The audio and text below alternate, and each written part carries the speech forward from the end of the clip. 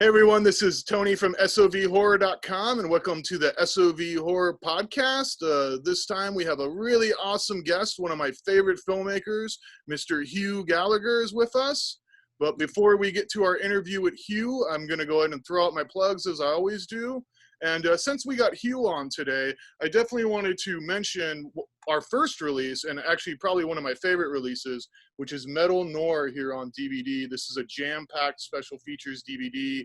If you're not familiar with this movie, it was a lost shot on video movie. Hugh actually worked on the film. He was a cinematographer as well as acted in the film, and we'll probably get into that a little later. But this was our first DVD release. This is the one that started it all, and it's a whole lot of fun, and there's actually a lot of cool little making of documentaries about some of Hugh's movies on this disc as well. So Metal Noir, guys, I highly recommend this one. And then also coming out in January, here I gotta cover up the nudity here. I don't know if I've announced this one yet, but this is Horror Girl, which is a movie starring Getty, who you might recognize from Hugh's movie Gorotica. And we're going to be putting this one out in January. This is a co-release with Mongrel Video, and we're really excited about this. A lot of cool special features on here as well. So January, Horror Girl, guys. Anyways, that's it for the plugs, and let's go and get right into it. So, as I said, our guest today is Hugh Gallagher.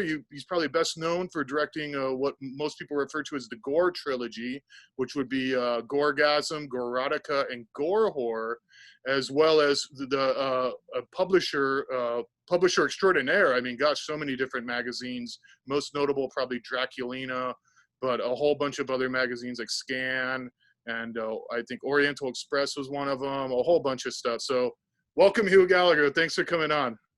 Yeah, well, thanks for having me.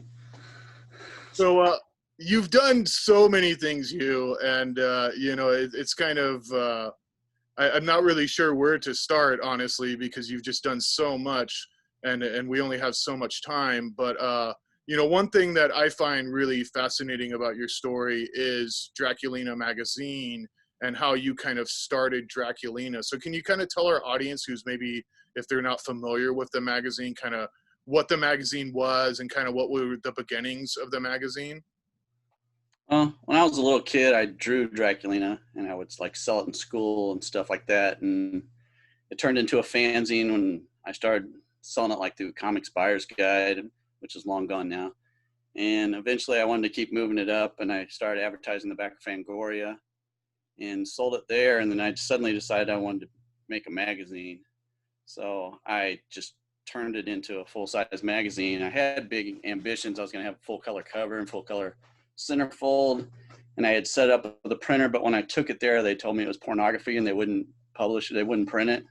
Oh, wow. So it kind of sucked. But I took out an ad in Fangoria, a big display ad, and I kind of took pre-order saying it was going to be out, kind of like what you do with your DVDs. I say it's going to be out in January or whatever, and people order it, and I sold a bunch of them, but I didn't have the color. So I had made it into a 2-color cover and put it on glossy paper and sent it out. And I mean, everyone, it took off. It was a slow taking off, but I mean, I was just on eBay just a while ago, and somebody's trying to sell the first issue for $761, which is just crazy to me. Now, I've heard people paying as much as $500 for it, which is also crazy to me, but I don't even actually, I have like 2 copies of it myself. Right. Now the magazine, correct me if I'm wrong, didn't it kind of start off more as like a comic? Yeah, it was comic. When it was a fanzine, it was definitely a comic. And then I started adding movie reviews. And after about, from number 1 to number 5, it still had the comic in it. And then after that, I kind of just went to movies because I was really interested in movie making and stuff. And I was doing interviews and reviews and making of articles, which I really liked. And yeah, it just kept developing. And around, I don't know what, 90, around that area, my wife actually was getting moved into a management position somewhere else, and I was working in a place I absolutely hated, and she's like, well, here's your chance to do Draculina full time if you want, because we got to move like 2 hours away. So when we moved, I started doing it, and I put the color cover on number 14, and it just took off. And then I actually made a living off it for the next 15 years. And nice. And so, you know, with your filmmaking and your interest in filmmaking, were you already making films previous to Draculina magazine? I was always trying to. I had a 16 millimeter camera, and I'd shoot like little shorts and just with friends of mine and stuff. And they were all stupid. And I tried to raise money to make a feature. I had some movie called Damn This House, which some guy was living behind a wall in a house. But I actually found the script for that the other day. But I never could raise the money. It's probably a good thing I didn't, because I didn't really know what the hell I was doing. 16 millimeters, you pretty much need to know what you're doing before you try to shoot something on that. Right. But it was fun just playing around with. I don't even have that stuff anymore. I used to have a lot of equipment, but I don't have it anymore. Gotcha. So was Dead Silence actually kind of your first take at making a film? Yeah. That was like a disaster all the way through. Really, the only reason it was completed is just because I wanted to prove that I could complete it. I mean, it was shooting for several months. And the first person was supposed to be in it, we were supposed to pick her up at the airport, and she didn't show. And other people, well, you know how that goes. People say they're going to be there and they don't. And that's like probably the biggest culprit of why most movies aren't made, I think. But it just took a long time to make. I just made it on weekends for a long period of time, and it got done. It is what it is. I mean, it's a pretty crappy movie, but it's got car wrecks in it and stuff like that. So I'm kind of proud of that we did that. But I mean, I literally bought the car with the intention of wrecking it. I've done that 2 or 3 times, and I don't know. Besides horror, I love action movies. I love car chase movies. That's one thing I really like. Right, and that always does kind of stick out in that film, is definitely the car sequences, as well as some of the car sequences like in Gore horror. And I can see your posters behind you. I presume, like, yeah, you're a pretty big car fanatic. Yeah, I got my Stingray poster, which is made in my hometown, and my Mad Max, which I bought back in the late 80s for $25. Everybody thought it was insane. Why are you paying that much money for a poster? And like, I don't know what they sell for now, but right, it's a original. That was that same place I bought like Andy Mulligan posters that had never been hung up for like $1 a piece. Wow. I had a bunch of stuff. But yeah, the crazy thing about Dead Silence is like when the part where you've seen it where the guy gets on top of the car and puts the axe in it. Mm-hmm. I mean, the pick in it. Right. I mean, we were so lucky no one got hurt, because I was just like, I like put a little mark on the thing. I said, this is where the pick's going to come through, so make sure your head's not there. I mean, she could have got hurt so easy. And then when the guy falls off the top of the car, he was kind of crazy, and he cut his arm on the way down. It's like his whole back of his arm was all sliced up, and luckily he was a trooper. He didn't care, but I was just lucky no one got hurt. Right. For sure. And that one was really kind of hard to find for a long time. I first got into your work kind of I'd say around like 97, 98. I picked up Gorotica on VHS, and I'd eventually read about Dead Silence, but I couldn't find it anywhere. And I actually didn't see it until I got this tape, which was the tape with Metal Noir on it. Yeah. And that was the first time I saw Dead Silence, which was it was a pretty nasty looking copy. So it's pretty cool that you got SRS to put that out on DVD. I really didn't even want it out. He talked me into it, and I really didn't even want it. I mean, it's a crappy movie. I mean, it has its moments, but it's a crappy movie, and that's pretty much why no one ever saw it, because I just didn't put it out there. Right. Yeah, I mean, I personally, I think it's an interesting. Sure, it's definitely not your best work, and you definitely evolved as a filmmaker after that movie. But to me, it's always neat seeing kind of the beginnings of of where a filmmaker starts and where they kind of come from. Yeah. Yeah, this is funny when we were shooting that. I mean, like there's like a carnival scene. We just went to a carnival and shot as carnival, and then I put a tent up in my basement, put my wife in the tent to be the reader, the lady she goes to see. I mean, it was all just ridiculous. I built the electric chair in my basement. And it was crazy. I mean, it was just on the fly. Everything was on the fly. Right. But it sucks that it took that long to end up with that. I wish I would have ended up with some masterpiece, but you spend all that time. It's like, oh, this is what you ended up with. God, it sucks. So after Dead Silence, because I'm a little confused if Gorgasm was first or if Metal Noir was first. Kind of what was your next kind of film project after Dead Silence? Until you released Metal Noir, I would have told you Gorgasm was first. But after seeing things that Charles Pinion said, and I started looking back on stuff, Metal Noir was first. So yeah, I hooked up with David. I don't even remember how we hooked up. Everyone I got so much stuff through Draculina. People would contact me, and basically every contact I've ever had has been through the magazine. Right. And David was one of them. And I don't know, somehow I was going to play the lead in this movie called The Eldridge, and I went out to Buffalo, and once again, people didn't show up. Same kind of thing, and we only shot part of it, and we were going to go back and do the rest. And I sucked at it. I mean, when I was looking for stuff for you, I ran into a video of it, and I watched it. I thought, God, this is just horrible. But I was getting equipment to make Gorgasm. I guess I told David, I'm getting all this super VHS equipment, and he must have asked me to come out and shoot that, and I just went out there and shot that. Right. And so did you have an interest in acting at all, or was that kind of something that it just kind of fell into to kind of? I always wanted to act and stuff, but it just never really panned out. I don't know. I've been in a couple plays and stuff like that. It's fun doing that kind of stuff, but I didn't really pursue it very well. Right. And one thing I love about Metal Noir, and I think that really sticks out about the film, is definitely your cinematography in it. And, there's obviously a lot of kind of, I'd say almost nods to things like Evil Dead and stuff like that, with the, kind of maniacal camera movements throughout the house and stuff.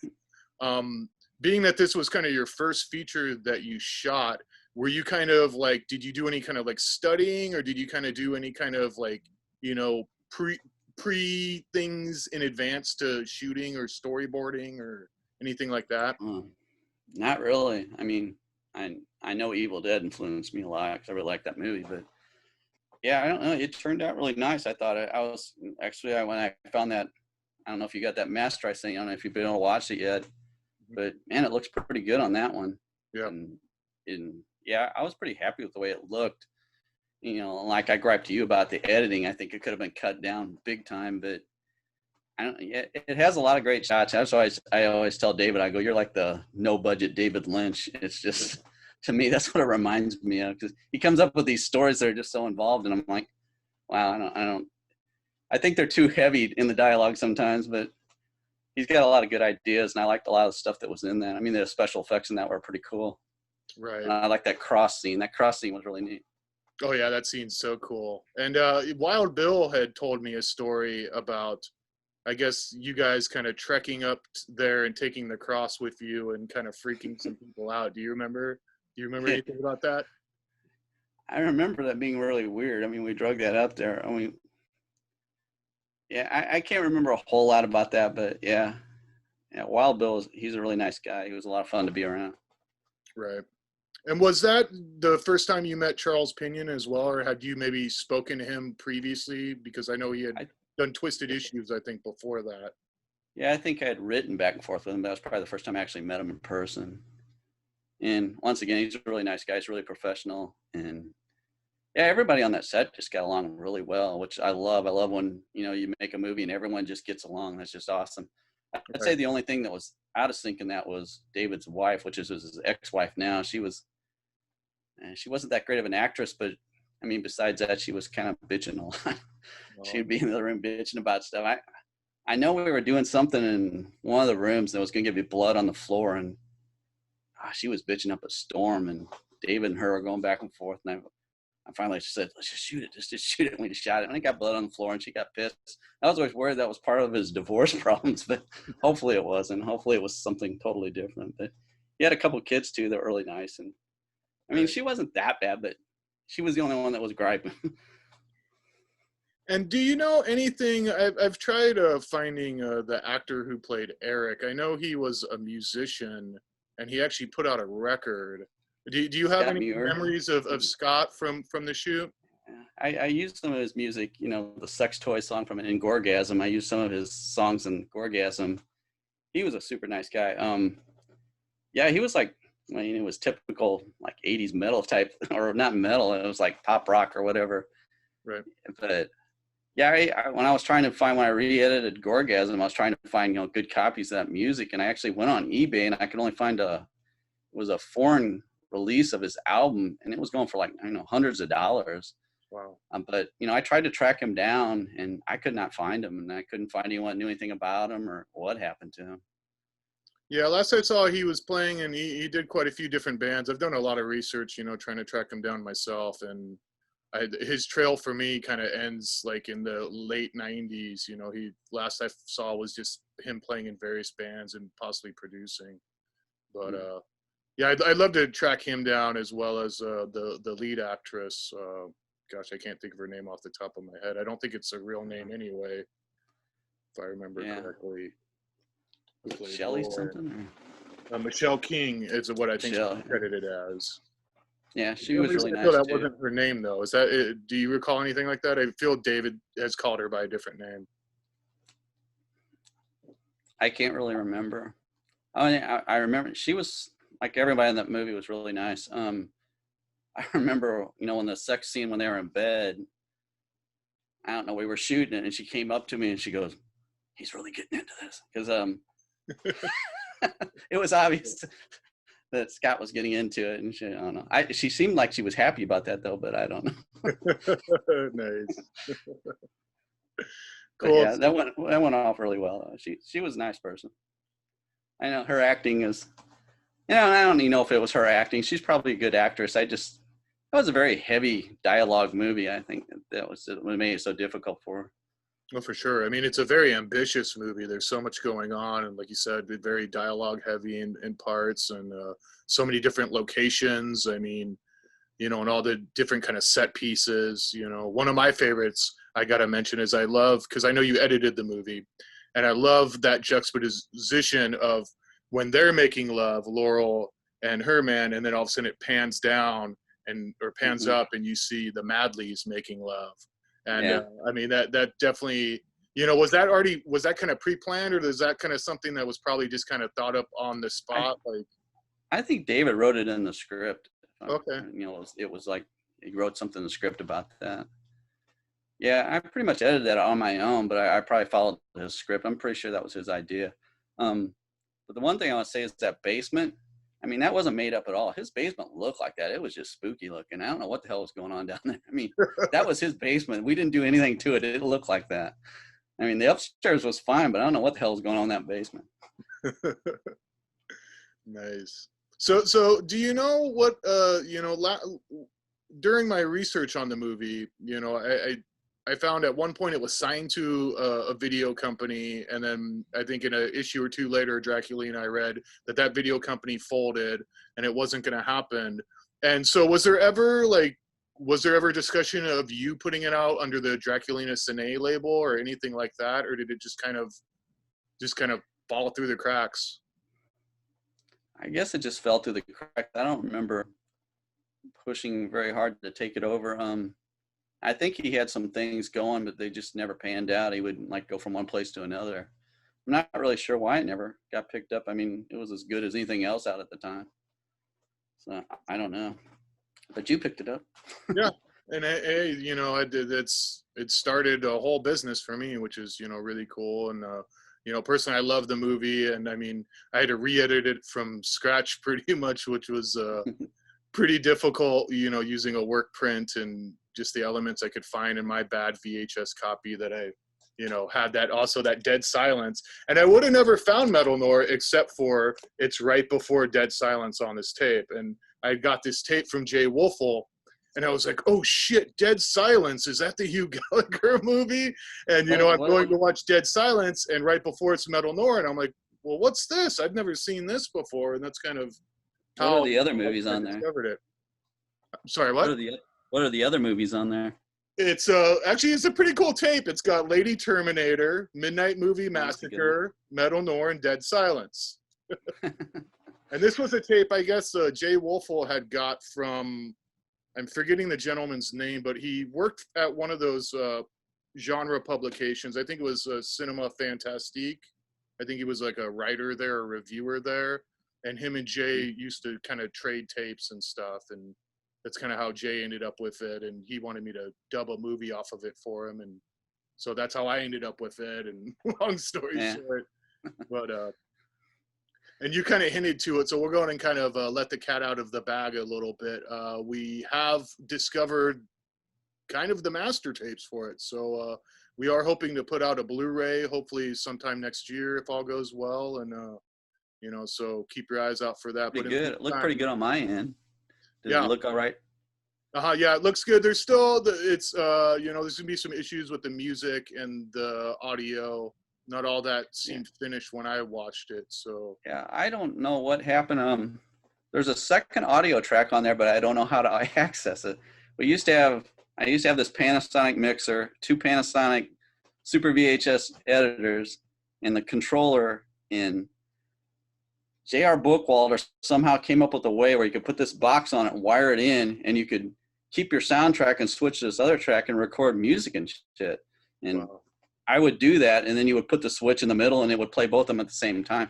I have no idea how I did that now or how he did it, but that's how we used to do it. We would edit it all together, and so we wouldn't mess up or have to.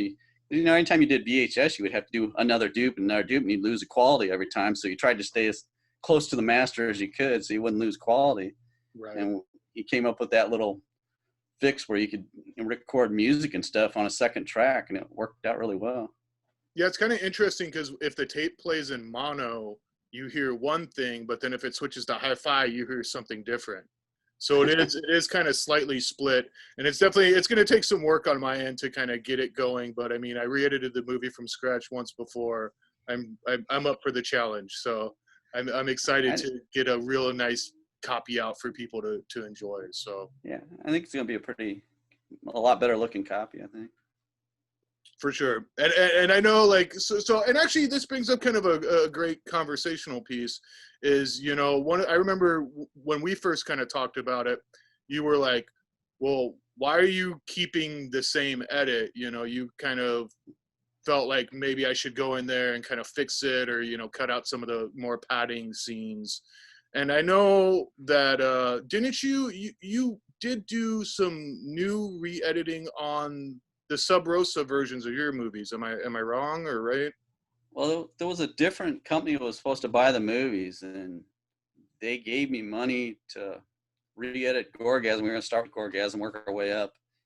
So they gave me money, and I re-edited Gorgasm, and that was like I added new music because like some part of it is because I couldn't find the old music on some of it, and I cut it down maybe by 10 minutes or so, which once again I thought it ran too long.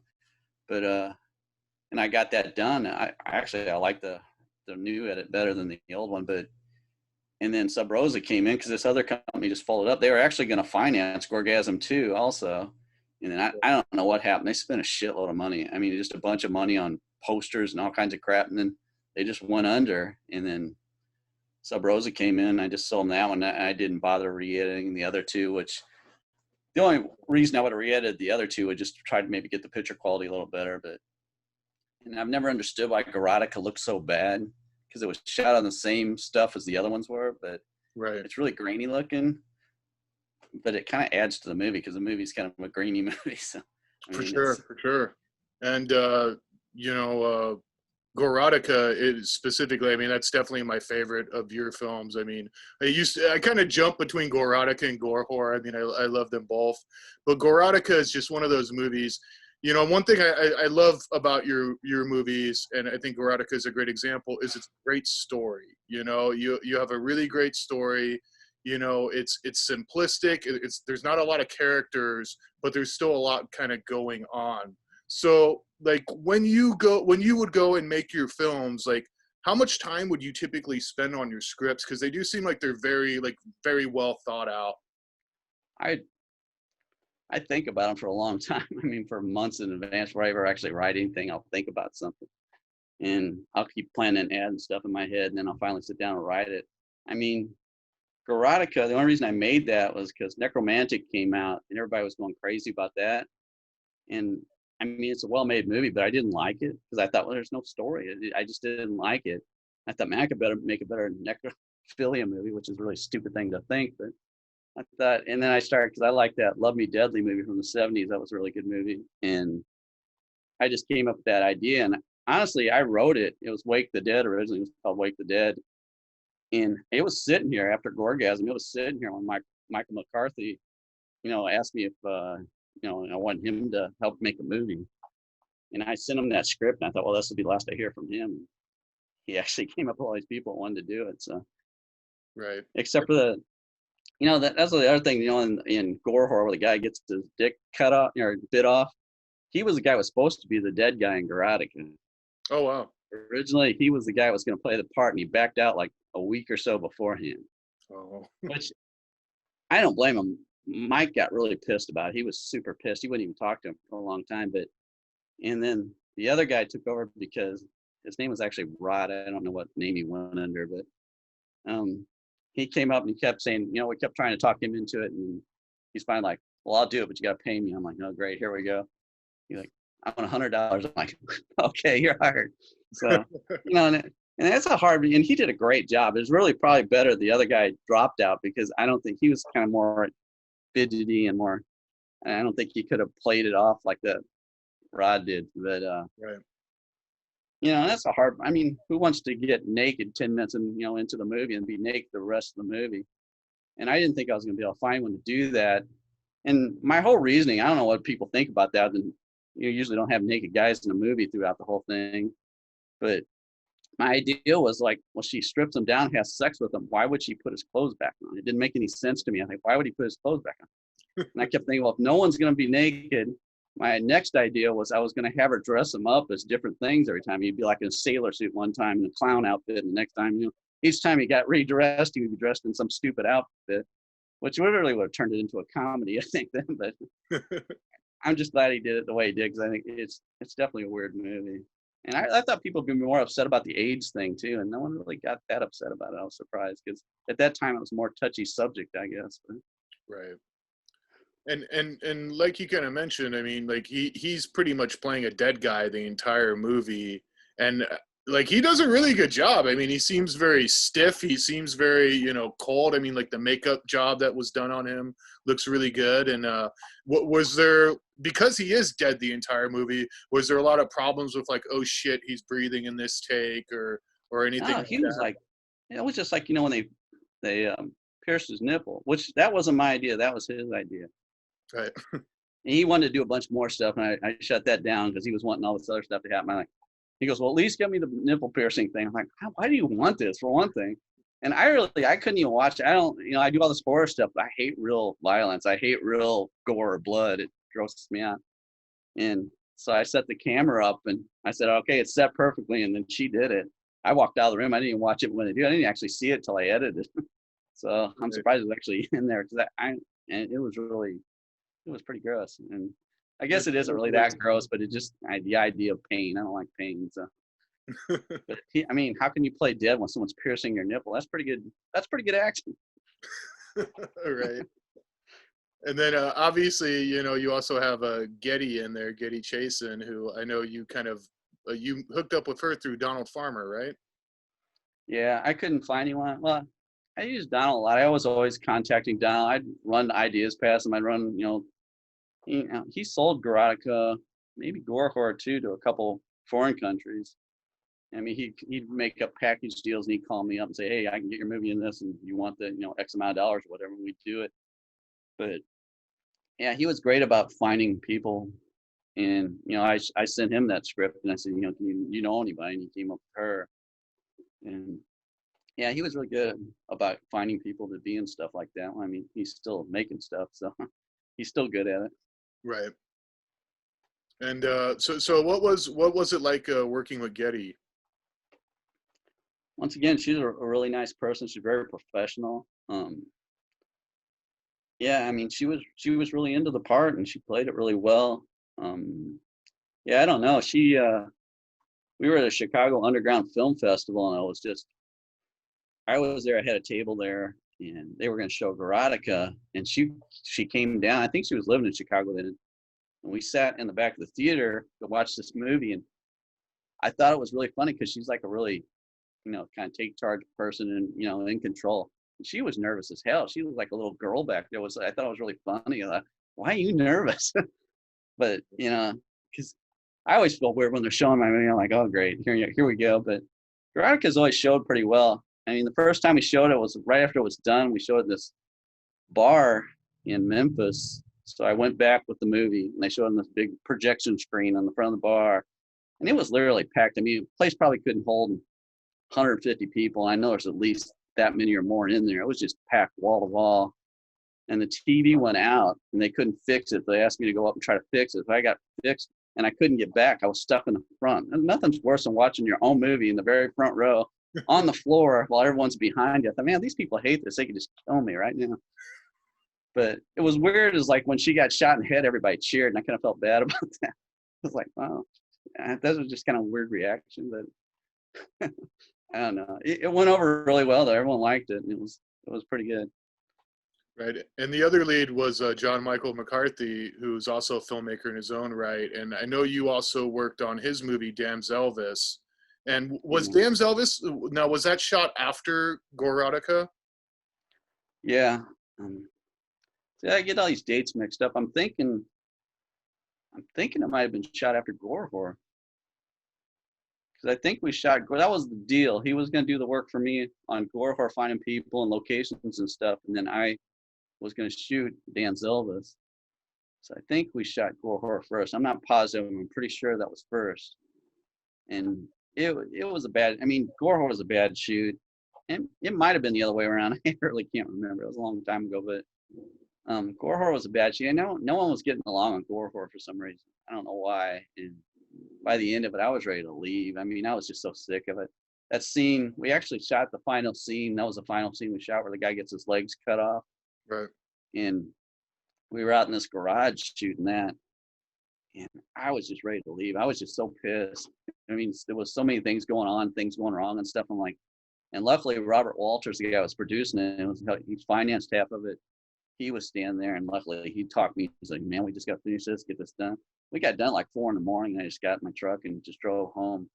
And I was supposed to edit Damn's Elvis too. And I'm like, yeah, I'm not editing this. I shot it. Here you go. Because they still had to shoot more stuff. And I don't know. We kind of had a falling out, and I've talked to Michael since then, and we're fine now. We honestly, neither one of us can remember what we were even fighting about now. So I think it was probably just working 12, 16 hours a day on a movie over day after day. You just kind of get burnout and start getting under everybody's nerves. Sure.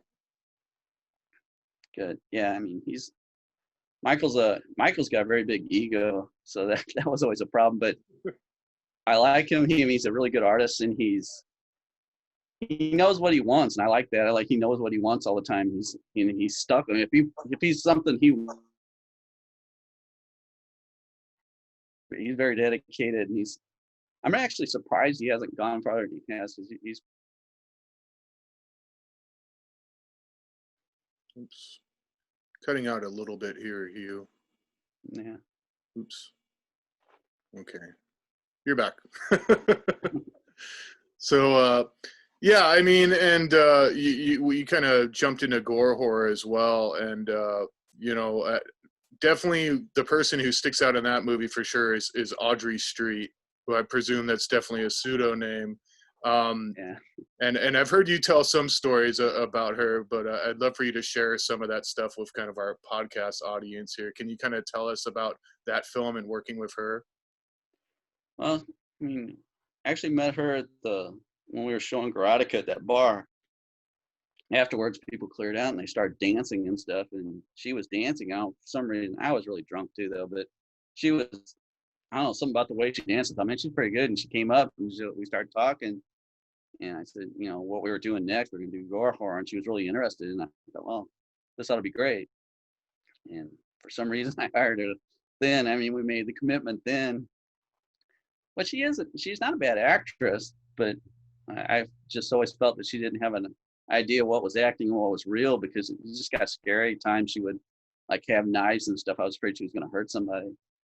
But, and she had that, I forget that's whatever it's called, with the concave chest. I didn't know about that. And then she got naked in the when we were doing the graveyard scene. Right. She got naked for the first time there, which, I mean, like that movie, we were just shooting in a graveyard right by the road, right by the cars are driving by. I mean, I don't know how we didn't get arrested, but, and she took her shirt off, and I've never even heard of that condition before. I guess it's a condition I've never heard of. And I'm like, holy crap. And everybody's looking at each other because no one else knew either, I guess. And I'm like, well, she is playing a $10 hooker, so I guess that kind of matches up really good. But I mean, she had no qualms about it, so we just kept moving on. But like, My favorite scene with her, though, I've probably talked about that before, is when she's sitting on the floor with her legs and that bottle of blood between her legs, sitting on the floor, and we kept circling her. Guys were behind me with branches in the shadows. It looked like leaves and stuff floating in it. I don't know. I just really love that shot.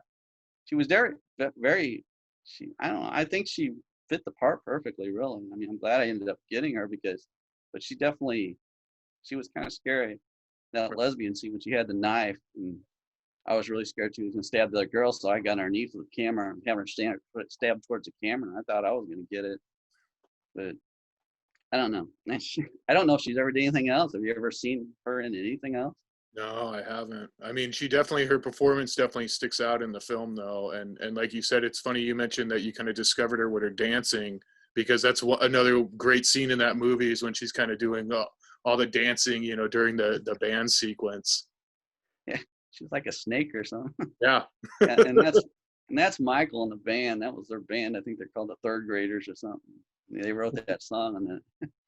And we had that club, and everybody always goes on, well, there's a club and nobody's in it. It was supposed to be them practicing. I guess I didn't make that clear, but they were just supposed to be practicing in the club. It wasn't supposed to be like an audience there, which Right. Actually, now that I think back, it would have been a lot cooler if there would have been an audience there. But she was really freaked out about that too. She gets shot and you can kind of see a flame there. It catches on fire, and oh man, that scared the crap out of her. Right. She didn't want anything to do with anything after that.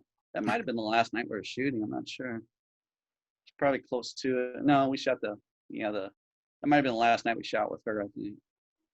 Right. And then kind of after that was kind of really your last film, except for Exploding Angel, which I know was kind of started but never finished.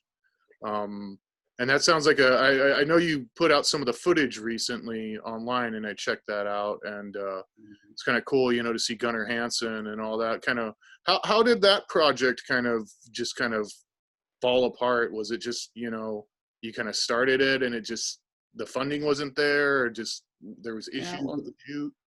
Well, like I said, I met Robert Walters through Draculina. He was in Texas, and we started Ill Texas. I was in Illinois, and he was in Texas. And he was putting up half the money for the stuff, and then we would make money. We never took any money out, really. Gorotica made money. We stuck it back into Gore, and then that made money. And then we took that, and we dumped it all into Exploding Angel. And then we went to Texas to shoot because he was out there, and it was this. David was a guy that he actually worked at a video studio, and he was like, it was Betacam stuff, and it was much higher caliber than I'd been working with before. And I don't know, it just didn't. I think I would have been better off if I would have just kept it on my own level and just kept control of stuff. Yeah, everything took a lot longer, and I don't know. And it sucks too, because I mean, I had some pretty good names in there, with Gunnar Hansen and then Amy Lindsay and Scott Shaw, and it would have been a good movie. Now the movie, I saw the script, I found it not too long ago, and it's really dated now. It wouldn't even work now because of the computers and stuff. But back then, it was a pretty good idea, I thought. Right. We had car chasing. I don't know what happened to the car chase, but I had a couple cars in that I wrecked too. I don't know what happened to those. Or I don't know what happened to that footage either. I mean, I just found that footage when I was looking for stuff for you. I was like, this place has got so much junk everywhere. I don't know. Well, you've done so much. I mean, especially, even with Draculina and all that, I can imagine all the people you've met over the years and talked to over the years. I mean, I was just flipping through some issues, kind of getting ready for our interview. And I mean, there's pictures of you with just about everyone, and great interviews. And, while you were doing the magazine, like I said, you met so many people, you converse with so many people. Was there any people that kind of ended up really, like, experiences that really stuck out to you that were kind of maybe special, or maybe led to like kind of friendships with people and stuff like that? Yeah, there were a lot of the scream queens at the time. I would work with them, and we'd put out special things. It would help them, because they were always doing the conventions and stuff. And I'd get a magazine. I was just watching it. I know you like Up All Night. Mm-hmm. There's an episode of Up All Night where Deborah Lamb's on there, and she's got an issue with Draculina. I just saw that the other day. I thought that was kind of interesting. I don't remember seeing that. Nice. But almost everyone, her, Rhonda Shear, and somebody else that was on. Oh, Monique Gabriel. I interviewed all of them. They were all in Draculina. There's a lot of people. I mean, I don't know. It's pretty cool. I mean, the Larissa McComas thing was kind of sad. And I don't know what happened there. I don't know if some say she committed suicide. Some people say she got murdered by her boyfriend. I don't know. But it's kind of weird. And I feel weird about that now because she used to call me like, I'm a late night person anyway, but she'd call me like at 2 a.m. and just talk. And it'd be about just weird stuff. And I guess I wasn't picking up on the signs. I should have picked up on the signs, I guess. I don't know. Because I only met her a couple times in person, but for some reason she would call. And when my number changed, she asked my dad has the same name, and she called my dad trying to get my phone number to call me, which was kind of weird. And I don't know. It's sad that she got, what happened to her. Yeah. I just saw her. Gosh, what I was watching the other day. I just saw her in a movie just the other day, some 80s bikini movie. I can't think of the title off the top of my head, but I saw her in that. Yeah. So, kind of after Exploding Angel and all that, I know you kind of got into producing and working with Jess Franco. And kind of how did you start working with Jess Franco? Well, that's kind of weird because I am actually Peter Ivanko is like one of the producers on that. He was a friend of mine, and he was going to help me finance the Draculina movie. I'd written the script, and I was going to make a Draculina movie, which was definitely going to be my biggest thing yet, And then Kevin Collins, who's another friend of mine from New York that helped me with Draculina, edited a lot of stuff. He hooked up with Jess Franco and said, I got Jess Franco. He wants to make a movie. We can make this movie. So he put some money in. I put some money in. Well, it wasn't enough money. So I ended up asking Peter if he wanted to get in on it, which now I kind of regret because now the money went away from the Draculina thing to that. And we made Tender Flesh. And, I hooked him up with Amber Newman.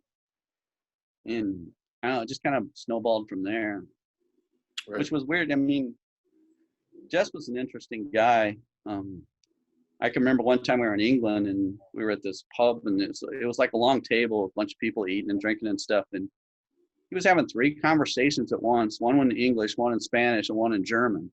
And it wasn't like, I'm talking to this guy and now I'm going to talk to this guy. It was 3 people at once, just going back and forth. I'm like, I don't know how he does it. I think he knew like 1 or 2 more languages besides that. And it was like, there was no hesitation though. I always thought that was interesting. Right. And Lena Romay, she was like super, you would think she would be really kind of wild. She was really, she was a calm person. She was, very mild compared to Jess. But those 2 were always together. They were always together. Right. And so like, a few of those movies like Lust for Frankenstein and Marie and the Killer Tarantula, I know had like Michelle Bauer and then Linnea Quigley. So was that kind of hooked up through you because of your contacts with all the Scream Queens with Draculina? Yeah, I mean, well, it kind of hooked him up with them, but after Tender Flesh, I mean, my name's on the other 2, but I really had nothing to do with those other 2. I did Tender Flesh, and that was just, it was constant. I mean, we're constantly going back and forth, wiring money, figuring out things, getting people, doing this, doing that. We weren't actually on there while they were shooting, but it was kind of a nightmare, and I didn't want to do it anymore after that. I'm like, man, because in the end, I ended up getting all my money back and making some money, but not very much. But I didn't lose on it. But, it really wasn't worth the effort that was put into it. I mean, it was like at the end, the movie's done, and Jess was throwing a big fit about wanting to put Dolby stereo on it. And, they have to have a Dolby guy come in. You have to pay him $5,000 just to have the Dolby, thing on there. I'm like, we don't need that. What kind of movie is? No one gives a shit if it's Dolby stereo. But Kevin always gave Jess whatever he wanted, so he ended up getting it. But I don't know. I thought the movie turned out really well. One thing I'll say for Jess, that thing was shot on super 16 millimeter millimeter film, and nobody else could shoot a movie on film like that for the amount of money he had. I mean, it wasn't that much money, and it looks really good. I mean, he can make movies. He can make them cheap, and I don't think anybody else could make them the way he did. But he just had so many connections that a lot of people just did stuff for free for him, I think. Right. Well, I mean, and he's pretty much married to the leading lady, Yeah. with Lena. So, But that was, I think, was my problem too. I really liked Lena, but I thought she was too old to be doing what she was doing. right. It didn't really work anymore as opposed to when she was young, when she was like super hot. Everybody when they get older, they just can't do the same thing they did when they're 20 and 30 years old. But she enjoyed doing it, but I just didn't think it looked that great, and I don't know. I just felt that she was taking it too long, and I really hated. Less for Frankenstein. I really hate that movie. And it's just I really wish Michelle Bauer would have never done that movie. Michelle Bauer's a super nice person too. I was when I did conventions, I would take different screen queens to conventions with me, and I took her to the one at Chillers. I was like an early Chiller too, and that was the first time I actually met her in person. And I got a crappy voice, and she said, "Well, when I talked to you on the phone, I thought you were gonna look like Mr. Weatherby from the Archie comic." I'm like, "Oh, sweet, thanks." So we go to the hotel, and Michael Shooter was with me. He runs this Michelle Bauer fanzine at the time. We get to the hotel. We go to our room. She goes to her room, and I get this phone. It says, "This is the front desk. Your credit card's been denied." I'm like, "Shit, what's going on?" Well, it was Michelle calling me, she was just, that's how she was. She was just crazy. She would just do shit like that. She was a lot of fun though. When she posed in the Draculina outfit, and people come up and ask her, "So, can you come over and do this?" And she go, "Well, I don't know. You have to ask Hugh. I'll do whatever Hugh says. I won't do it because he's paying me to be here. I do what he said." So, and she was really cool.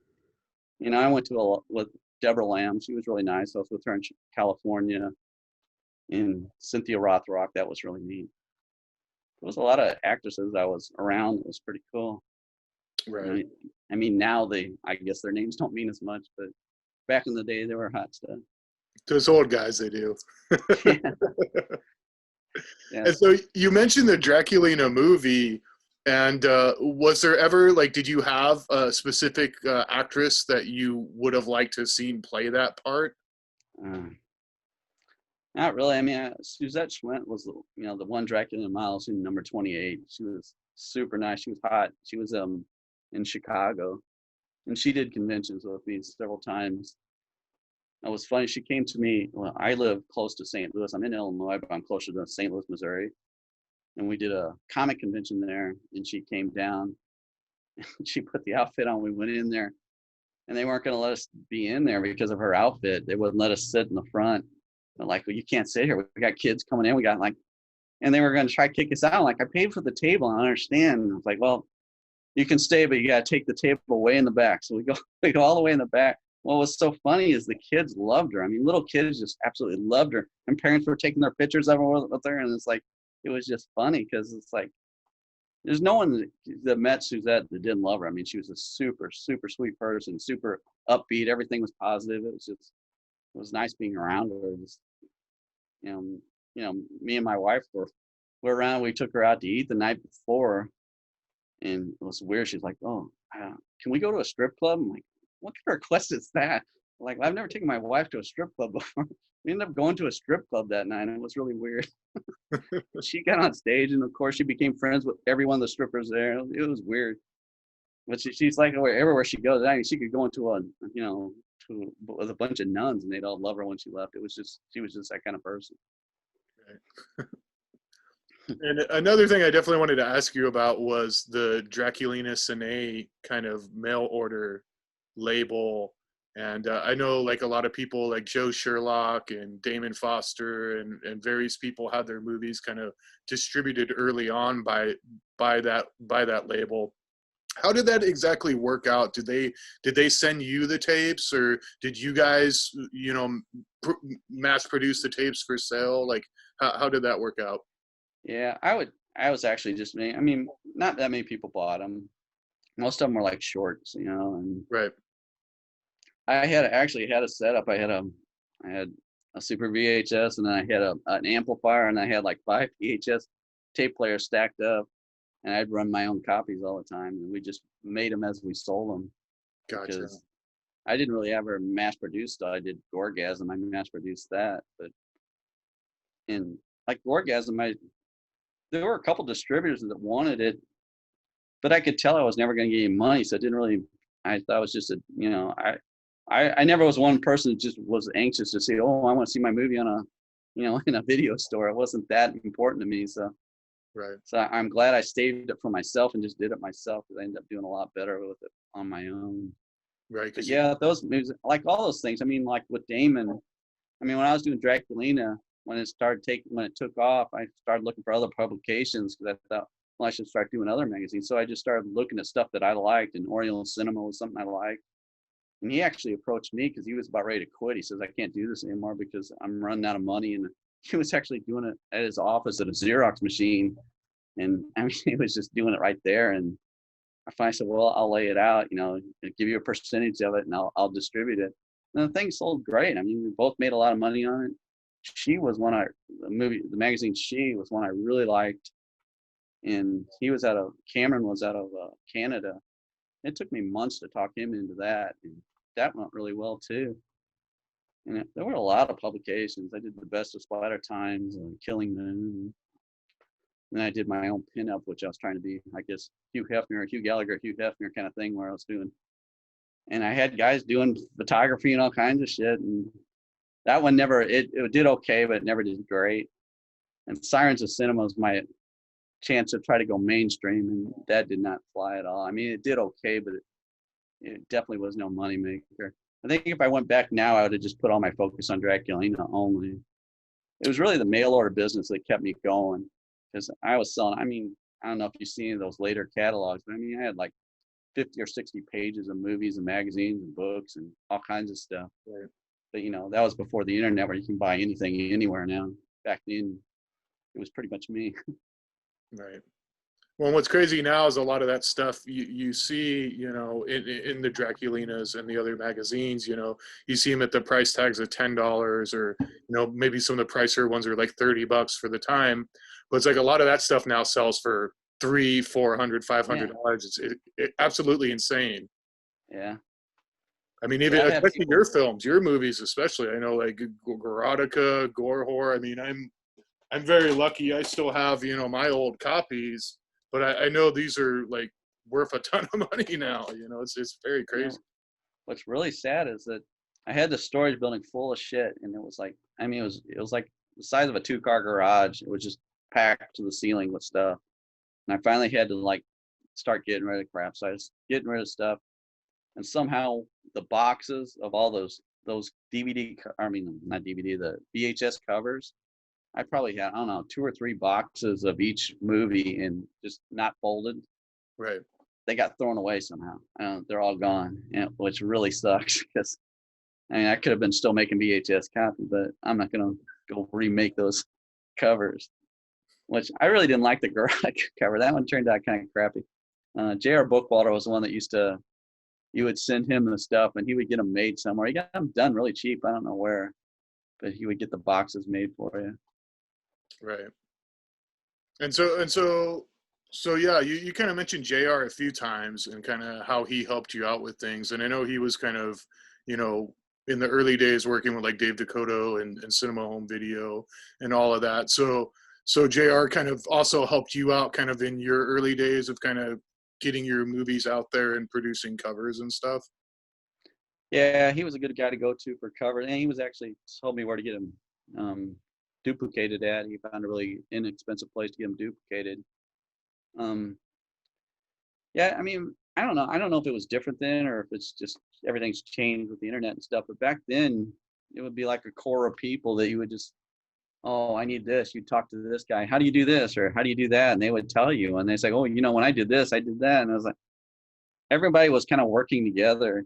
Anytime you could help someone out, you just did. And it was, and everyone kind of took a little pride. Oh, I got that made. You probably didn't have anything to do with it other than saying, oh, you got to do this. But it was kind of cool just to see something get done.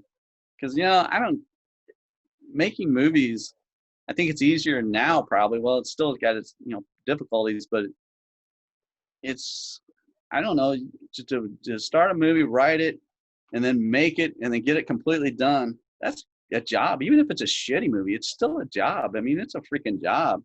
And I don't think a lot of people realize that. They watch a movie and think, God, this is a piece of crap. It's like, yeah, it probably took them months to get that piece of crap together, and they probably, were sweating their asses off trying to get it done. Because I mean, I wonder how many movies, got halfway done and they're just sitting. I mean, like Exploding Angel, that sucks. That would have been a great movie if it would have been finished. Well, and then you got people who would get movies that were unfinished and then kind of hodgepodge them together and make new movies. And I find movies like that really interesting. I know Joe Sherlock did that with a couple movies like We Need Earth Women and stuff like that. Have you ever thought of maybe, getting some of that unfinished footage and trying to kind of do something with it? Not with Exploding Angel. It'd be too difficult. I mean, that's pretty much what I did with the Eldridge when I made it into Ashes to Slashes. I took what video we shot and I wrote a news story called Ashes to Slashes that I gave to the guy from Wave Video, Gary, and he shot stuff. And I mean, the two just didn't mesh together at all. I mean, you could tell like these are two completely different movies being stuck together, and it sucks. I mean, it's a good thing. But I found a movie when I was looking for stuff for you. I found a movie called Bloodsin. Have you ever heard of that? I have not. No. This was a Mandy Lay. You remember Mandy Lay? Mm-mm. Bill Randolph Bill Randolph is a weird guy, but he had Mandy Lay. And actually, Mandy Lay has a small part in Blood Lips. I mean, Red Lips. What is okay. Okay. Yeah, she has a small part in that. What is it called? I forgot now. Red Lips, yeah. Yeah, Red Lips, yeah. And she has a small part in that. Well, she's the lead in this, along with Julie Wallace. And it's a hokey movie, but it's actually pretty good. It's like an hour and a half long. It's a feature-length movie, and it's nice. It's better than a lot of the movies I see. And I end up watching the whole thing. I thought, man, he ended up sending me the director's cut because I guess Julie Wallace was naked and she didn't want to be naked in the movie, so I got the naked version. But that guy, he was like a super good photographer, but then I don't know, he ended up getting thrown in prison. I don't know sure if he's still alive. I mean, there's a lot of people that has shady past that, like Bill Randolph and who's the other guy? The guy that was connected with the original Cannibal Hookers. He had a shady past too. Gary Levinson. Yeah, I think he was in prison too for a while. About Gary Levinson, yeah. And he died too, I guess. I don't know what happened to him. Yeah. But of those kind of, obviously you kind of mentioned that movie, and there's got to be, some movies that, I'm guessing, because, the sad thing about a lot of these movies, and one thing I try to do is, like, I feel a lot of these movies are being lost to time. You know what I mean? Like, they kind of had their moment in the 90s when the mail order catalogs were kind of doing well and all that. And now a lot of those movies are pretty much forgotten about. And if it wasn't for companies like Sub Rosa, and I don't want to put my company up there, but, other kind of boutique labels putting this stuff out, I think a lot of these movies would be forgotten. Are there any kind of movies that you really remember that you just like really liked a lot back then that probably haven't really gotten their just desserts, so to speak? Well, Bloodsin. I just told you about that one. Definitely was pretty good. Mandy Lay was really an attractive girl. I mean, but I've heard a lot of stories about what happened to her. But I don't know, she just kind of disappeared after Bill Randolph disappeared. Man, I can't think. Debbie Does Damnation. Did you see that? I haven't seen it. I've heard of it though. Yeah. Yeah. There was a lot. I don't know. It's hard to remember all the titles now. Sure, there were so many. But, yeah, I think. Yeah. And some of them should have been lost, I guess. Like remember all the Nick Zed movies, and who's the other underground guy? Who's the guy that sewed up the vagina? It was in a movie where he sews up this girl's vagina. I don't think I know that one. Was it Richard Kern? Oh, maybe it could have been a Richard Kern. That sounds like something he would do. I met him at an underground films festival, and surprisingly, he's a super nice guy. But they showed his movie, they were showing it on film. I'm like in there, like, and the girl, I can't remember her name, that had it done was talking about it. And she goes, "Yeah, I always thought about having my vagina sewn up." And I'm like, who would think that? Why would you think? And they actually did it. And I was like, oh my God, that's got to hurt. Right. Nice. But I used to sell a lot of movies, and I started getting in, bringing movies from Japan. They got some nasty bondage movies over there. I mean, really nasty. was a lot of stuff I got in. I could not watch. I'd start to watch. I'm like, this is not for me. I don't really like the real stuff. And it's like, I sold so much stuff that was crazy. It was like such a spectrum of things. I sold a lot of wave movies. I mean, I sold a ton of wave movies. Right. Which I mean, what do you think of wave movies? You know, they're obviously, I think they have their audience. I've seen a handful that I think are all right, but a lot of them, to me, it's just kind of too fetishistic. You know, I don't enjoy just watching girls play in mud or, you know, being fake drowned. But there's definitely some filmmakers, and, you know, some of Gary's stuff is cool, and I like some of Dave Castiglione's stuff, and, you know, so there's some good ones, but gosh, I mean, they produce so many movies, you know, I mean. You know, I was always that way with movies. With EI too. You know, with independent cinema, the lesbian stuff. I mean, everything was shot super well. Everything looked awesome, but it was basically it was basically softcore porn. That's all it was, because they were doing the same thing porn people do. They take whatever's a popular title and just change it into a sex title, and, you know, put a bunch of lesbians in. But I mean, I guess he had a really good business going there. I mean, they distributed Tender Flesh, which they did okay. I mean, like I said, I got my money back, but it didn't make a ton of money by any means. Are they still in business? Are they? Yeah, they're still going. They're still going, huh? I don't think they're doing as much these days as far as producing. I think they're mainly just picking up titles, but yeah, they're still going. I mean, yeah. I mean, I interviewed Mike, but that was a long time ago. And, I mean, he knows what he's doing. I mean, he definitely knows how to run a business, that's for sure. Right. When he took over the alternative cinema after you got that from JR. Yeah. Interesting to see the change of the magazine for like the third time. That was like Scream Queens Illustrated. I bought that out, and, you know, when all the publishing started going down, they contacted me and said, "You want to buy the magazine?" And I'm like, you know, why would I want to buy the magazine? I got Draculina. And then I started thinking about that. Well, somebody else is going to buy it, and then that's going to be competition. So I ended up buying it, and we drove to Pittsburgh to get it. Well, we flew to Pittsburgh, and my wife and I rented a U-Haul because I bought all their back stock and the rights to the title. Right. And we had all the shit back in a U-Haul. We got stuck in a rest stop at about 4 a.m. We saw some wild shit that night.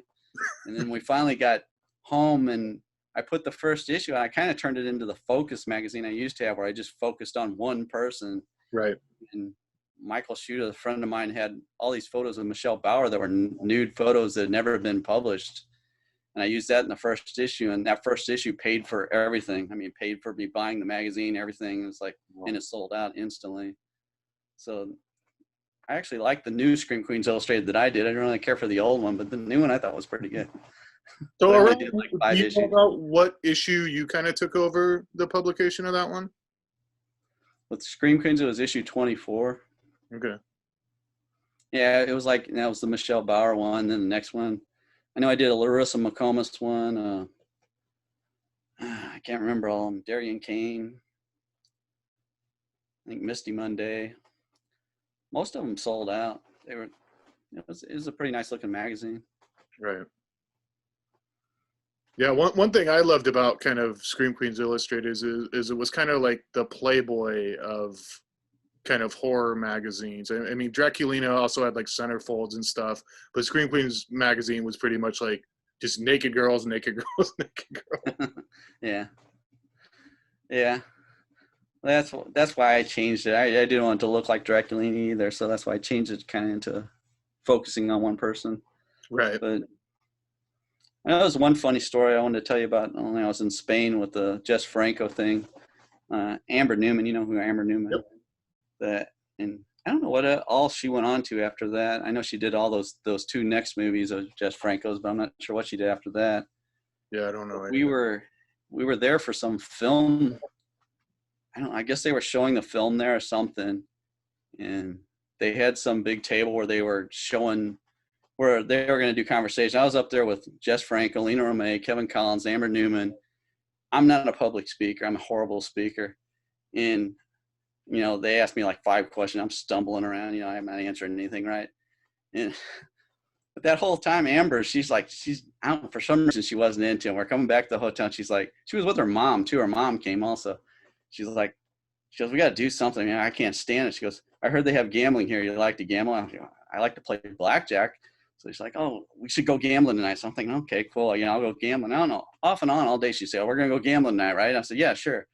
So we get back to the hotel. So I'll meet you down in the lobby. I get down in the lobby, and she's arguing with this desk guy. She's just having this screaming argument with this guy because all of her money, her passport, her license all got stolen out of her room, both her and her mom. And she was accusing this guy behind the desk of stealing it. I'm thinking, this guy's being all cocky, like foreign guys kind of get cocky with Americans, and he was being all cocky. And she got up, and she's a small person. She got up on the desk and punched this dude in the face. I mean, co-cocked this guy. She says, my fucking stuff ain't back in the room in an hour and a half. I'm going to do this. She was going off on him, and it's like, I'm standing there like, holy shit. And I call Kevin up, and I'm like, man, you got to get down here. Something's going on. And I ended up calling the manager, and she came. And by the time the manager got there, all her stuff was back in her room. These guys actually stole her stuff. They put it back in the room. I mean, this guy was scared of her. And I was just like, man, I wish I was like that. I wish I was that kind of person, like, this is what I think, and fuck you. So she was right. And I just thought that was really awesome, the way she just, like, took charge and just punched this dude right in the face. And she was right. She got her shit back. It was pretty funny. Nice. So yeah, I was going to say, with Draculina and the other magazines, like obviously, publishing kind of had hit its peak at some point, and you started kind of slowing down with the publications. What do you feel kind of killed the magazine era? Because not only was your magazine, a lot of the other magazines at the time slowly kind of started disappearing that focused on more independent horror and stuff like that. What do you think kind of really started to kind of cause the downfall of kind of the print publications? It was definitely the internet. I mean, like I said, Scream Queens went down, and I bought them out. What kept me going as long as I did was the mail order. And then, eventually the internet kind of killed that too. And I probably should have stopped a year or two before I did, but I kept trying to hang on, like an idiot. And I don't know. Because I made some good money for several years off all that stuff, because I was putting a lot of crap out. I honestly don't know how I was doing it, because I was doing majority of the stuff myself, and I would hire people to help, and then they would give me the stuff, and I'm like, this is no good, and I'd redo it. So I thought, I'm not hiring anybody. I'm going to end up redoing it anyway. So I just did everything. I would just have writers and photographers and stuff like that, but I was piecing everything together, and I don't know how I did it, because I can't get shit done now. I don't know. I get up in the day, and like the day's over, and like, what the fuck happened? The day's over with already. I didn't get anything done. I don't know how you do what you're doing. I mean, you're putting out all these DVDs. I'm like, how is he putting out all this shit all the time? That's crazy. It's got to be a lot of work. Oh, it's a ton of work. And same deal. I pretty much do everything myself. I mean, every little thing on a disc, I pretty much make. The only thing I don't do is the art, So, and sometimes I actually do the art. So when I commission art, I have an artist that does that. But for the most part, it's tough. It's definitely tough. I think you definitely have to have a passion for it. And obviously, you had a passion for your publications as well and what you were doing. I did. I mean, because I was working a regular job, 40 hours a week. And then when I wasn't doing that, I was doing kind of like what you're doing. I was doing my stuff at home. And when I started doing it all the time, it was like, you were working all the time. You were just, I had 2 girls that I raised too. My wife, I'm a night owl anyway. So, they get up in the morning, I'd take them to school, I'd work on shit, and then I'd pick them up from school, do stuff with them until they went to bed. Then I'd stay up all night working on shit. And I was, which sounds like really weird. Well, this guy putting out Draculina and he's raising kids, and that's it. Sounds kind of stupid, but it was great and then it was great working for yourself, because, if something came up, it's like, oh, you want to do this? Yeah, let's go do that. And we just take off. So it was a good 15-year run. I'm not used to, now I'm working a regular job again. It sucks. I don't like a regular job. I don't like keeping regular hours. For sure. So I know there was talk for a while, and you kind of alluded to it earlier. At one point, there was kind of talk of doing a Gorgasm 2, or making another feature, and I know that kind of fell apart. But have you thought about, do you possibly want to make another feature someday, or are you kind of like, hey, I'm kind of over it, I did my thing? I want to. I wrote a whole Gore vet movie. I mean, I wrote that whole script. And there's another movie that I got, but it's really heavy effects. I mean, there's a lot of, you can't do, you could do CGI, but I really don't want to.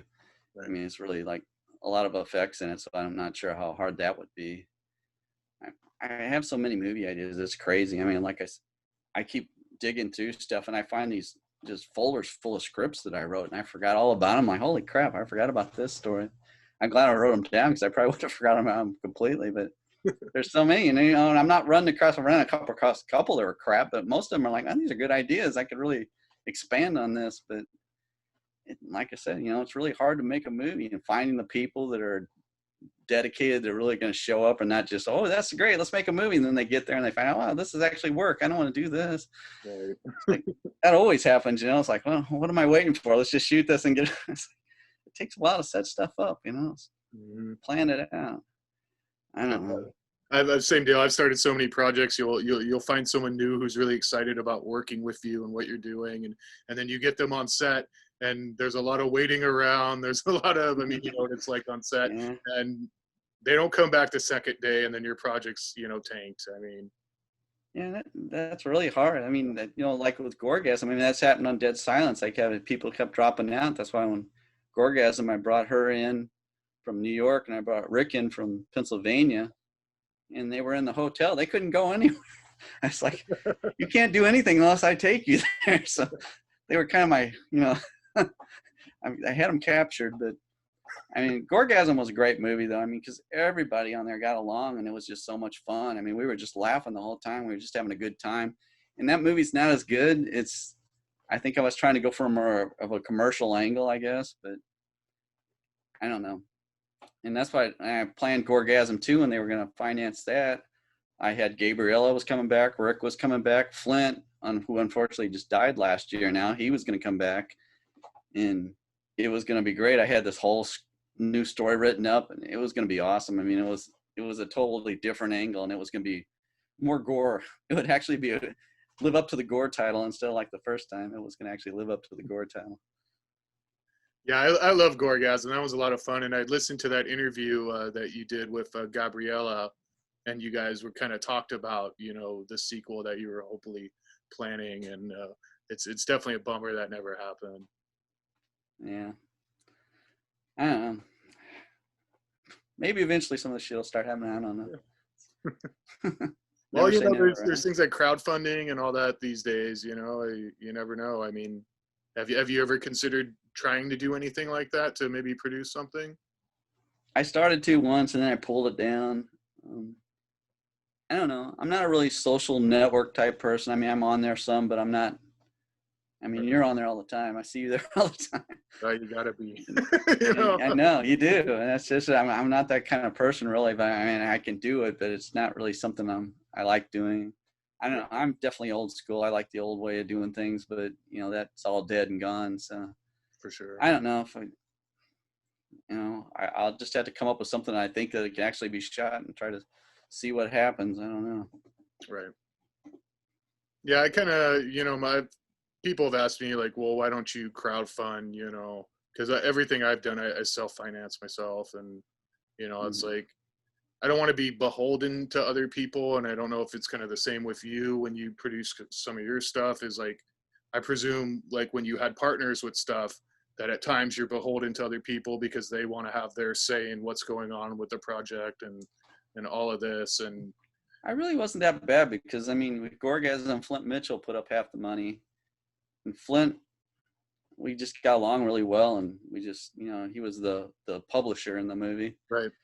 And we just got along really well, and he was a great guy to bounce ideas off, and we would just sit in a room and just throw ideas back and forth to each other. And that's actually one of the movies I'd like to make. We came up with a really great idea for a movie, but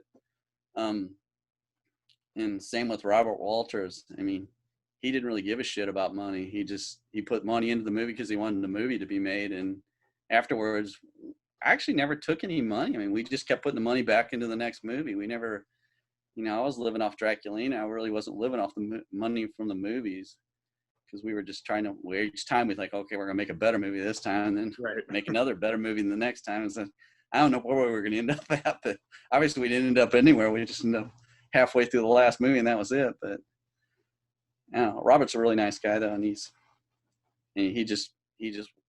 actually had a lot of movie ideas too, which unfortunately never got made. He's a little more insane than I am, and he had some really wild ideas. Well, you definitely have left a mark on cinema, at least in my opinion. I mean, I'm not blowing smoke up your ass. I'm just going to tell you right now, Hugh, of like kind of the shot on video directors, to me, you are probably, if not my favorite, then one of my favorites. I mean, your work is, completely unique.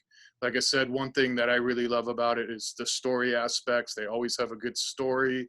So, you got the exploitation elements, but you also have the good story, which kind of keeps you entertained throughout the film. And, I think it's the sense of humor in them as well. Obviously, there's, kind of a macabre sense of humor in most of your films. And, I think, you just made some great stuff, and I hope if people are watching this and aren't familiar with your work, that they go and check out your stuff. And I know you're selling a lot of it now at your Draculina site. So how can people? What's the best way for people to kind of get copies of your movies? If you go to Draculina.com, you can find all the magazines that are left, and all the movies are on there too. I think they're only like $10 a piece. So. I mean, everything on there is pretty cheap. I think all the magazines are like $5 a piece. So. Oh, the prices are great. I bought a ton from you not too long ago, and the prices are great. You go to eBay, people want like 12 times the amount of what you're charging for these. So I mean, it's really a great deal. And if you're just getting into like shot on video cinema or just indie cinema in general from the 90s and Scream Queen movies, like these magazines just have a wealth of great information. And it's definitely a time capsule of that period of filmmaking, which to me, I mean, I'm a kid of that kind of era, the 80s and 90s. And to me, like, you can't beat that era of filmmaking, especially when it comes to indie underground filmmaking. I know a lot of people will argue and say, well, no, it's the drive-in days and all that. But to me, like the 80s and the 90s and the video boom, and the shot on video specifically was like, hey, normal people who are just movie fans can try to make their own movies. It really gave the power to the fans. And it was the first time it was like that, because it still was difficult. I mean, even when you were doing it, I mean, the equipment wasn't cheap, and going to edit, you had to rent the equipment or buy the equipment. It's very expensive as well. So it wasn't like, like today where any kid, gets his cell phone, shoots a movie, and then it's like, okay, I made a movie. I shot it over, one day, it's done. Yeah, it was definitely expensive. I mean, I bought a lot of equipment, but I don't know. I mean, it's just like in Gore, we spent money. Well, we bought that Panasonic mixer, and I think that was like $1,200 at the time, and we bought a thing to put on the camera to make it more of a steady cam. That's why there's so many moving shots in that. And I don't know. I thought that's of all the movies of the look, I think that one looks the best. And it's a toss up between Gorotica and Gore on which one's the better story. I think Gorotica is probably the better story, but the Gore is definitely lives up to the Gore title for sure. Right. And it definitely has a lot more action and movement. I don't know. I mean, even like with Goregasm, I would sit down and draw storyboards of what I wanted to happen, because I would always try to figure out. I was probably more obsessed with what am I going to do with the camera than I was with the people. I probably should have focused more on the acting instead of how's this going to work. And then I'm always editing things in my head. I'm always putting it together like, well, if this does this, this does that. I don't know. And I don't know. I'm happy with all the movies. I mean, they have their flaws, but and for what they are, I mean, the fact that we're talking about it now is pretty interesting. I mean, most of these movies are long gone and forgotten, we're still talking about these, so that's kind of cool. Yep. Oh, for sure. And I think they're going to live on for a lot longer, and I really hope they do, because I think they're great movies. And, I think there's new generations of fans discovering this stuff all the time. I mean, I'm working on a movie I'm producing right now, and it's all teenage filmmakers who are guys who are like 14 and 15 years old. And these guys love shot on video horror movies. I mean, they love your movies. They love Donald's movies.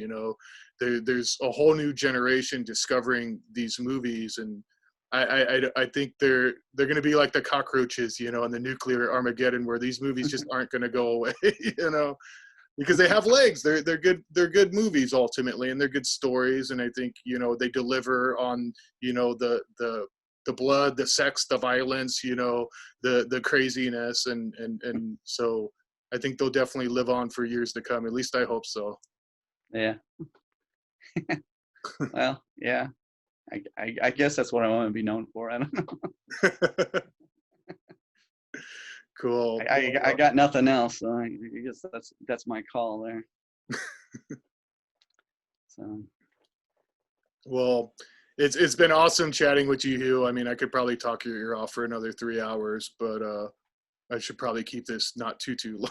I try to keep them around an hour, but I'd definitely love to have you on another time. I mean, yeah, there's so much more. I mean, we barely talked about Goregasm and some of your other projects and stuff, but honestly, I just want to personally thank you. Like, it's been an honor, you know, talking to you and kind of even working with you was an honor. Oh, I'm sorry. We cannot leave without mentioning horrible Hugh's Coffin reviews.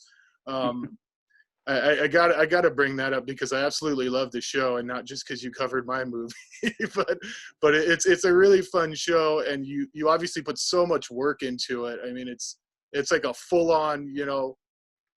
If you aren't familiar with these guys, like, look it up right now. Horrible Hugh's Coffin reviews. I mean, they're so in depth. I mean, you put so much production into one of these videos. I imagine it takes like a really long time to make one of these reviews. They're a pain in the ass. I really don't know why I do them. Yeah, that last one was really hard. Yours was really hard, but yeah, I just started doing it.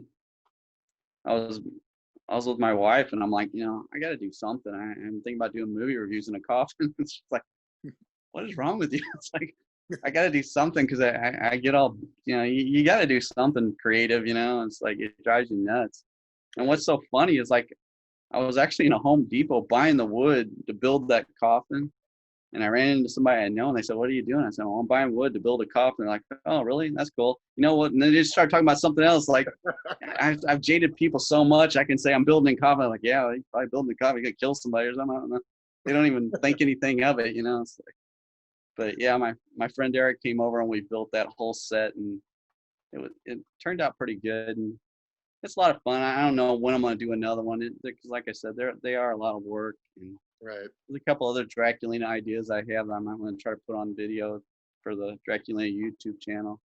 Nice. But I don't know. We'll see what happens. But yeah, you can check it out, the Draculina YouTube channel. Yeah.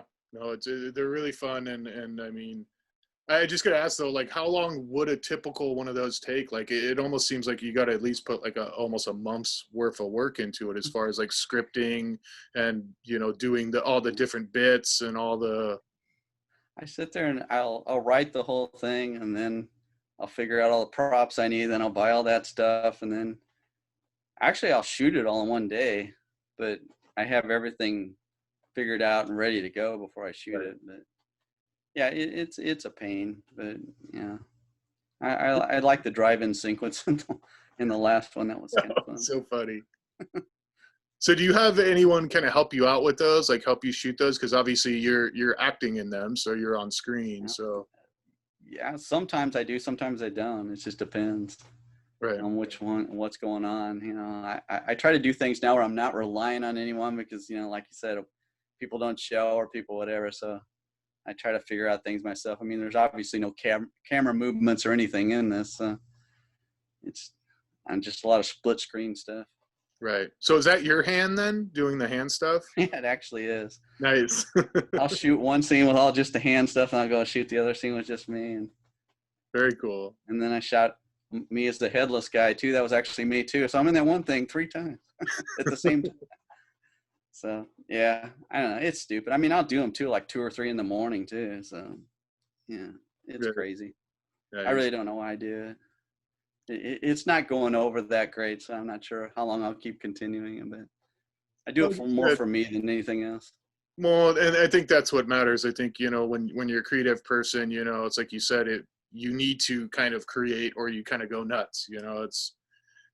I know for myself, like, you know, whether I've kind of jumped between films and music, you know, also do music, and it's like I got to be doing something or I'm going nuts, you know, and Yeah. sometimes people don't understand, you know, like, oh, how do you work 16-hour a day and do all this? It's like, because I love it, because I have the drive, you know. But I hear you, as I'm getting older, it's like, it's getting a little tireder, and it's like, I don't spend enough time with my family, you know. Yeah, it can wear you down after a while. Mm-hmm. But, yeah. I mean, well, you got your whole company there, though, so you We're made your trying. mark. I'm trying. It's you know, it's definitely not super successful, and I've probably lost more money than I've made, but you know, I do it because all these movies I put out is it's all stuff I love. I mean, I wouldn't put out something if I didn't like it. I've had plenty of people offer me movies that I thought were just crap, and I'm like, I can't put this out because if I don't put that much work into something, it's like you gotta really, Yeah. you gotta like it, you know. And yeah, Yeah. you definitely can't do this stuff for the money because there's definitely not a lot of money in it. Yeah. Not with streaming and everything. Everyone's getting shit for free, so Yep. they're not gonna pay as like they used to. Yeah. I And guess then unless they can't get it anywhere else, that's your only hope is they can't get it anywhere else. mm-hmm. When streaming, you know, is kind of a whole nother just I hate streaming personally. You know, I work for another company, another film company, and I handle all their streaming and all their online distribution. And you know, it would seem almost like a no-brainer for me to jump in that market as well. But I'm like, I don't want to sell my movies for pennies. You know what I mean? Yeah. Like, you literally make no money, and then you're at the mercy of these companies who are just all of a sudden, you know what, we don't want to have your movie up here anymore. Like Amazon, oh, okay, we'll put your movie up, and then, oh no, never mind, we're pulling it. Too much sex, too much violence, you know. Yeah. So Yeah. I don't know. I don't know where everything's going next, but I'm sure it's not in a good place. no. But hey, you know, that's why, yeah, I still got a lot of physical media. We always say when all this streaming dies and people's internet goes out, you know, we still got plenty to watch. So Yeah. We just got a new like 75-inch TV and I put it up. I thought this is gonna be awesome. I said we need to put all our DVDs in here, and I'm starting counting. I'm like, God, I got thousands of DVDs. I didn't realize I had that many. I'm trying to figure out how I can stack them all in there. It's like I can't even fit them all in here. It's crazy.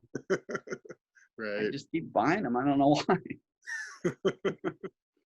Oh well. Yeah, I had to tell myself I'm not buying Blu-rays of everything that I already have on VHS and DVD because Yeah. just you end up having 20 copies of the same movie. You know, how many times do you need Dawn of the Dead or, you know, Evil Dead or whatever, you know? Yeah. I probably like have 150 laser discs too. It tells you how far along I've been collecting shit. Nice.